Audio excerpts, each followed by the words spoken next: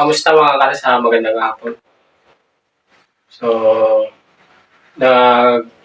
nag-message na si sir na pwede nang ihati dito. Wala na siguro o wala nang baha sa kanila. So, bago natin na ihatid mga kares, fire test muna tayo ulit. So, gumawa ako ng isa pang burner niya para may reserva na siya. So, yung burner na ginawa ko ngayon mga kares, yung kagaya kay Sir Kasinit. So, shout out kay Sir Kasinit na napakagaling niya. At sa lahat ng gumagawa ng Kalan Diesel, saludo po ako sa inyo. Lalo na si Sir Idol, Joseph, Ligayada Vlog. Supportan natin yung mga kagaya kong small YouTuber na gumagawa ng o nagpupursige para mapaganda itong Kalan Diesel oil. Viral naman talaga ito. So, tatanggalin na natin yung dating burner niya, mga res.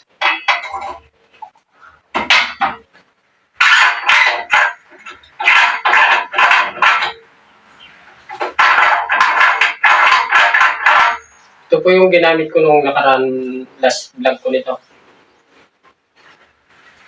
So, mas matangkad itong bago, mga res. At nagdagdag ako ng butas ito.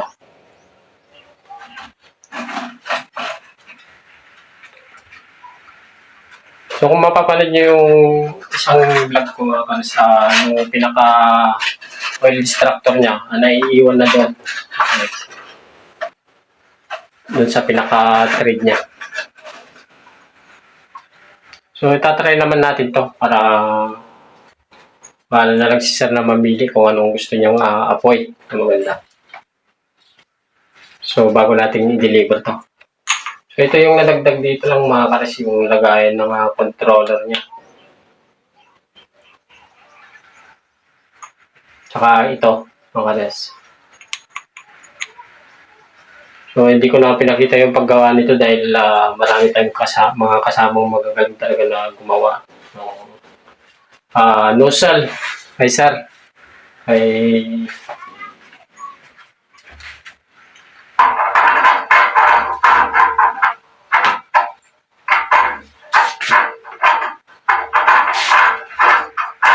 so bago pala tayo nagamit namin sa tumangas kaya lilinisan natin. So bago tayo mag-start ng ganitong kalan, lilinisan muna natin.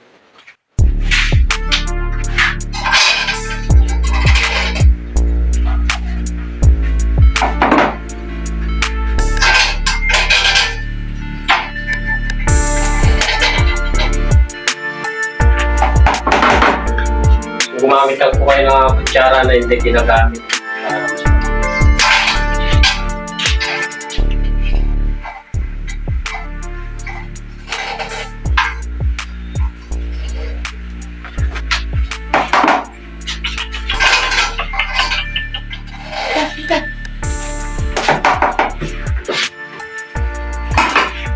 So, kapit na natin itong bago.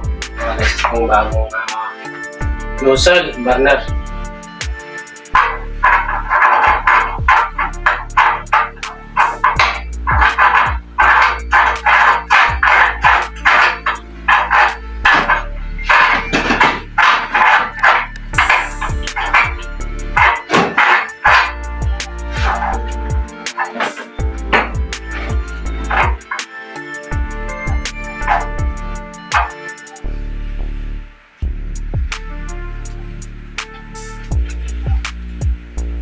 Natin lang ito. So, mas mataas itong bagong nozzle burner kumakas kaysa dito. So, yung apoy nito, mapapanood nyo dun sa unang upload ko dito sa heavy duty na double tank mga kares. So, kaya to double tank mga kares para mahiwalay yung mahiwalay yung use oil ng mantika at use oil ng mga sasakyan.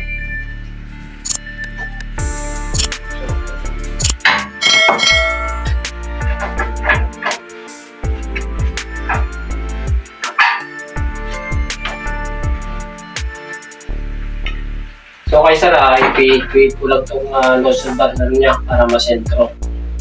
Wala pong problema kahit maluwag ito dahil pababa yung hangin kung ano ba man na sumingaw ay pababa niya.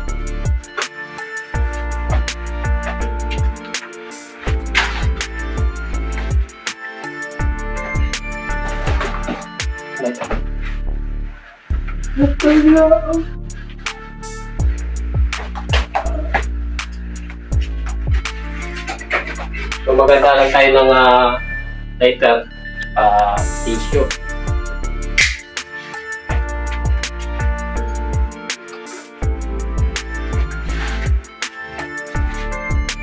So ito rin yung mantika mga kas na galing kay Sir Armel ng Paniki Apoli. Oh, yes.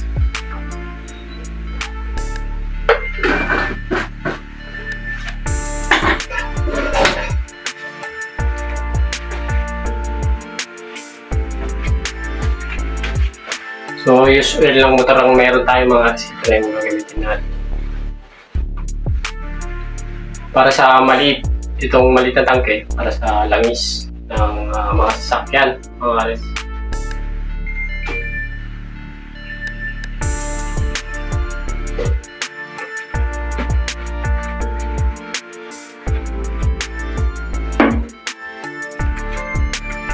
So, gagamit ako na ng diesel, mga alis pa sa pagpapa-avoid.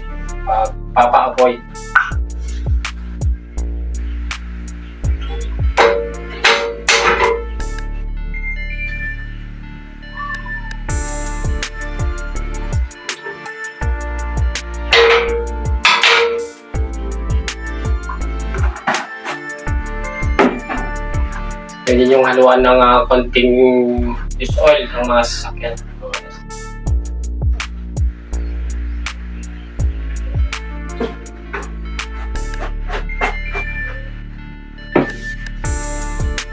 So hindi tayo mangangambang sobra yung langis na may lagay natin kasi mayroon siyang oil overflowing. Pag may sobra, dito babaksak.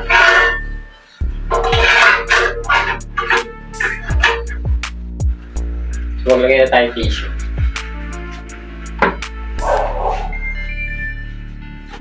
So konti lang mga aris kasi mahirap matunaw.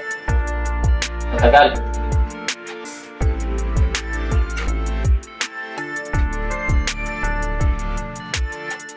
Kagaya ng sabi ko mga sa bago natin ihati dito bukas, fire test tayo. Kung paano paapuin itong heavy duty na double tap.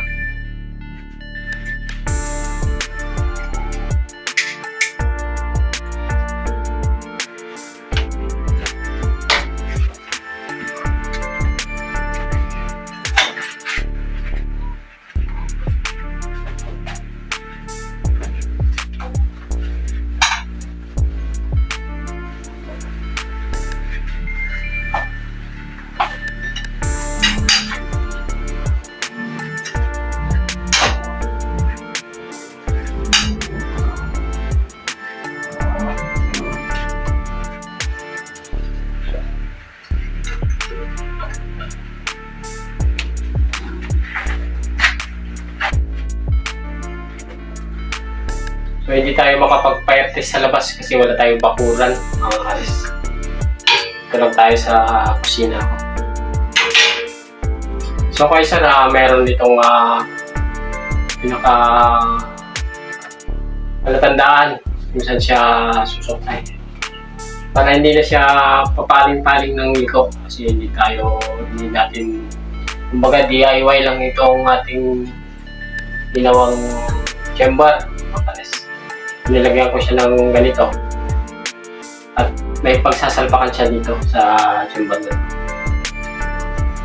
Kaya alam mo kung saan siya dapat.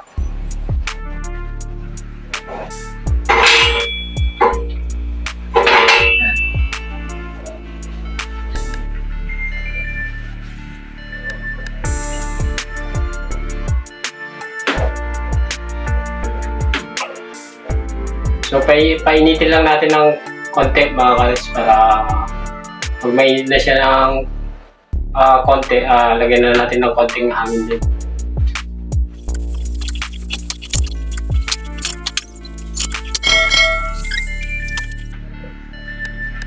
So pwede na natin lagyan ng konting hangin.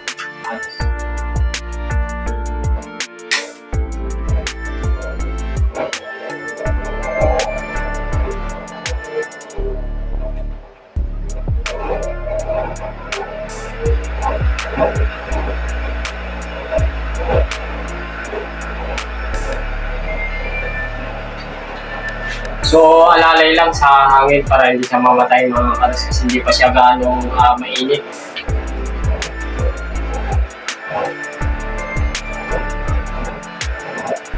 Pero kung mamatay yan mga karas, madali lang po siyang apuyan. Naglagan mo lang siya ng pusporo o papel na umaapoy.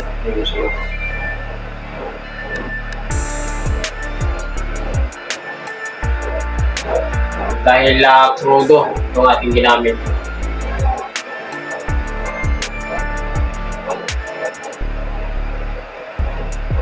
So kahit sa kasinit, masusubukan natin yung rebit mo.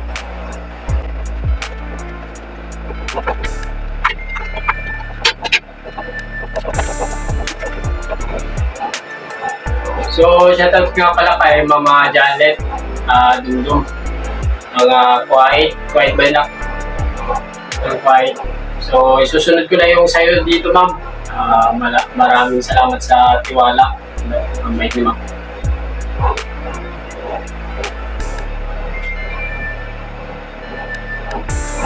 Hindi ko siya nagawa nitong nakaraang araw kasi busy tayo sa pagtatrabaho din. Ma'am.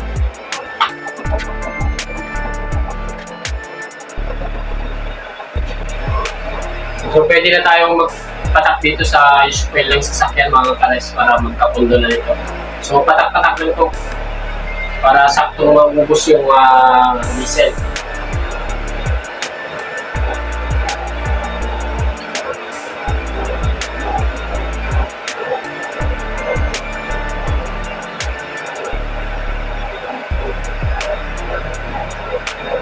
O lakalasan natin konti, saka natin patak-patak. So yan, pwede na. Patak-patak na po.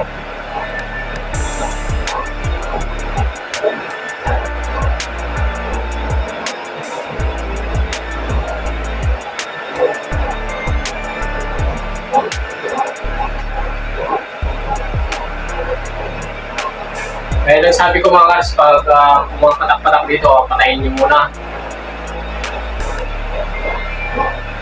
Saka nyo sindihan ulit ng patak-patak ulit.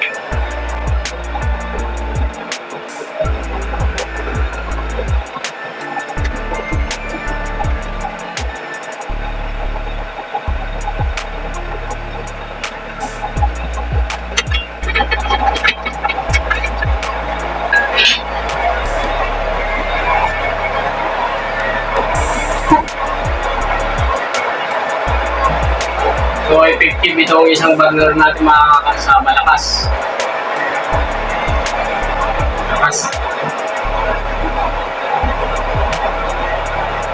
So diesel pa lang yan mga kas na napakalakas niya. So pagsabay na natin yung use oil ng sasakyan at use oil ng mantika. Dahil ito yung marami kaysa.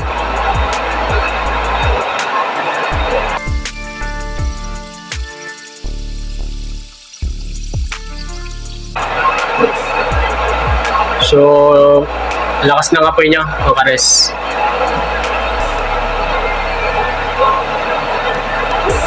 So, sabay na yung kanyang patak, use oil ng mantika at use oil ng sasakyan.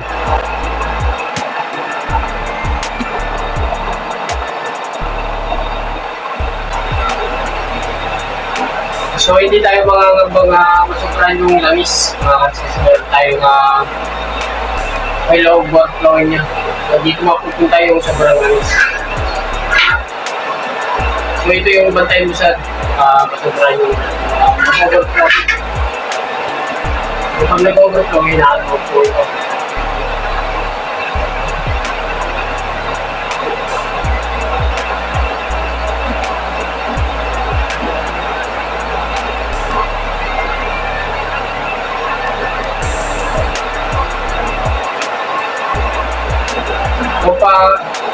nararamdaman ko mga kas may halo siyang diesel. May lumalakas yung apoy niya. So, try natin ano yung diesel.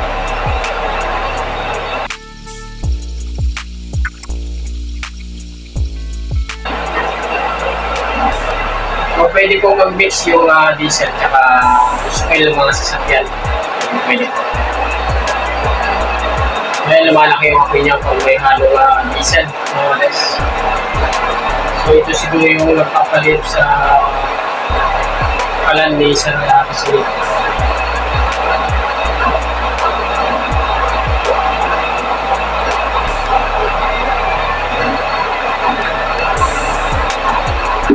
nakikita niyo ang lakas ng apoy niya nung nilagyan ko ng diesel. So gumagana po ito ang dalawang puso.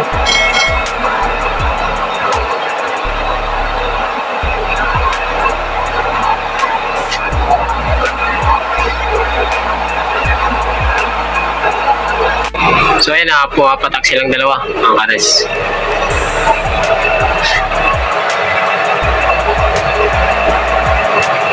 So yung apoy niya mga kares, number 3 pa lang sa kanyang blower. So pag nilakasan mo to, lalakas din yun. Pero kung ako lang ang kuhan yung mga kares, pwede na sa number 4. Huwag mainit na yung mantika at yung chamber.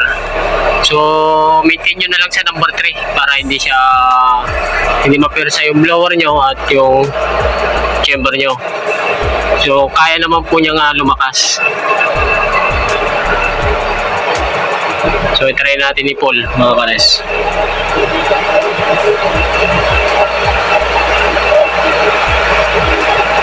So ang lakas mga kares, talagang bubulwak yung lulutuin mo dito. So ang lakas niya. Ayan. So pwede na to. Pwede na itong i-deliver bukas mga res. So yung minor niya, number 1 lang. So yan yung minor niya. Napakaganda rin. Yan. So kung ako sa'yo sir, number 3 ka na lang pag mainit na yung chamber. So malakas din siya.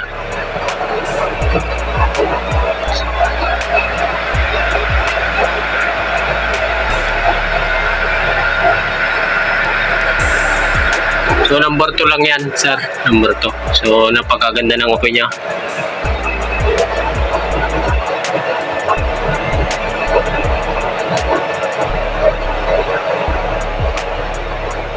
So pag nilakasan mo siya, mag-i-yellow siya.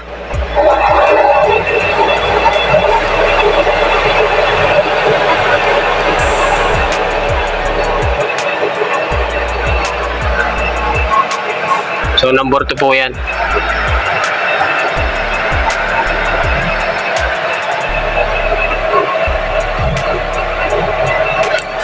So pag may chamber, kahit wag nang use oil ng sasakyan, pwedeng mantika na lang siya. So hindi masasayang yung mantika mo sir.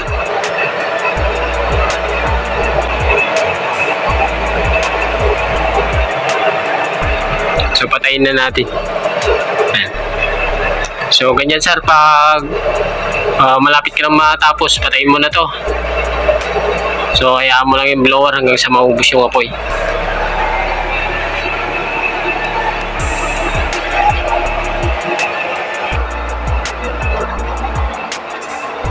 So ayan mga kares, humihina na siya. Dahil hindi na tayo magpatak.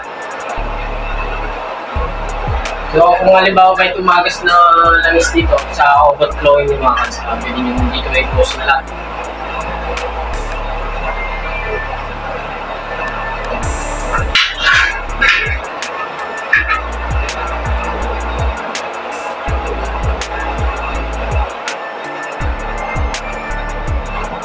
So yan mga kares, okay din yung pangalawang battery na ibibigay natin kay sir.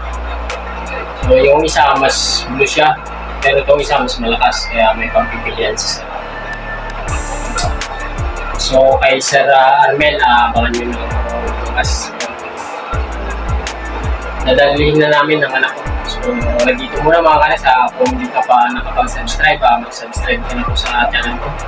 So, marami ka po magpapanood ng mga ibang klase ng kalan ni Kuya Ares. Yan kayo mga kalan simento. Yan po talaga expect ko yung kalan simento. So, kahit mahirap itong gawin na ginagawa natin, mga kagsabot natin makakaya. Para na rin sa ating channel. Dahil nangarap din ako na umangat yung aking channel. So, nagpapasalamat po ako sa nanonood sa aking mga video. Pati na po yung mga basher ko, maraming salamat po. So, may mga hindi man po maganda sa mga ginawa ko. Hinay-hinay lang po kayo sa pabas kasi hindi naman po kami perfecto at hindi rin naman po kayo perfecto para umusgan kami. So kung ayaw nyo po yung ano na yun, skip nyo na lang. Dahil po kami na sumikap lang kahit pa paano. Isang araw, magpapasalamat din kami dahil nasaan kami sa sabihin natin sa panahon na YouTube. Kumbaga sa English, yung tawag na lang, Eightful. Wala ko na kasali ako sa larangan. So, napapanood ako sa YouTube. So, maraming salamat. Lalo na sa mga nagtitiwala sa kay Kuya Ares. Yung sa po kung ano ko ng mahirap, small YouTuber. Kaya salamat po sa viewers, subscribers, followers. Kung nagustuhan niyo po yung video ko yan, like na lang po. So, nag-bless po sa inyo. Maraming salamat. So, nandito muna, mga kalis.